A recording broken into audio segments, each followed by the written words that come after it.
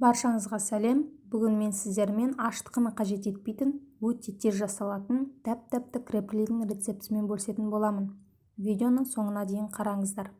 Ең бірінші ыдысымызға бөлме температурасындағы тұрған айранымызды құйып, оған шай қасықтың ұшымен ас содасын салып жақсылап араластырамыз. Осы кезде біздің айранымыз көпіршіп, көлемі ұлғаяды. Оған шым-шым тұз және тәттілігіне байланысты қалауыңызша 4-5 ас қасық қант саласыздар. Кейіннен бір жұмыртқамызды салып араластырамыз.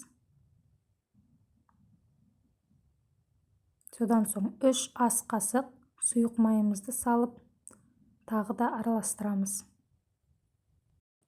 Енді ұнымызды електен өткізіп, осылай аз-аздан салып, қамыр өзіне қанша ұн алады, сонша ұн салып, қамырымызды елейміз. Бізде жұмсақ қамыр шығуы тиіс. Дайын болған қамырымызды бетін жауып 15-20 минутқа тынықтырамыз. Енді тыныққан қамырымызды үстеліміздің үстіне кішкене ұн сеуіп, дөңгелек етіп жаямыз. Қамырымыздың қалыңдығы шамамен жарты сантиметр. Енді қамырымыздың барлығын осындай ромбиктерге бөліп шығамыз.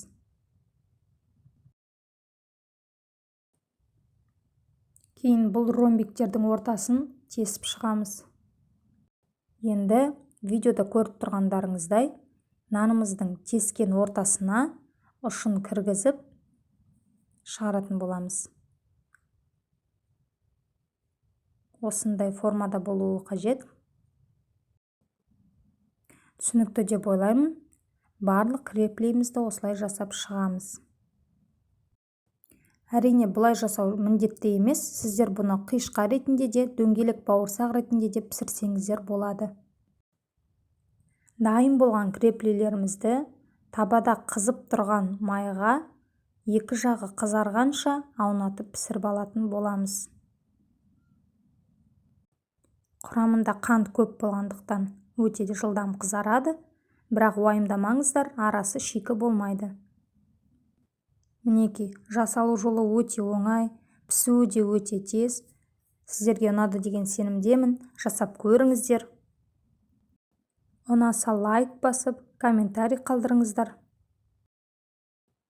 Сіздермен бірге болған мөлдір, астарыңыз дәмді болсын. Менің видеомды соңына дейін қарағандарыңызға рахмет.